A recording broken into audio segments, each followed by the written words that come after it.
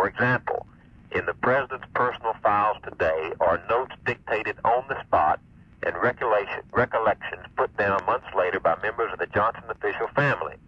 A minute-by-minute account of what Mr. Johnson did and of much of what he was heard to say was dictated by Clifford C. Carter, a longtime Johnson intimate, on the flight back to Washington. Well, I called Cliff this morning, and he said he did talk to Evans last week, but that he didn't tell him anything that he hasn't told anyone else publicly or talked about.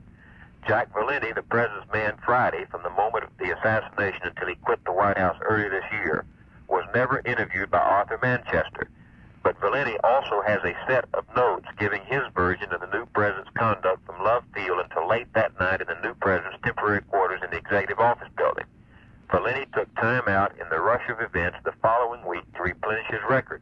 A note written on November 25, for example, recalled that despite the emotional tensions of the moment, Mr. Johnson had reached for a glass of water on the flight back from Dallas with a steady hand.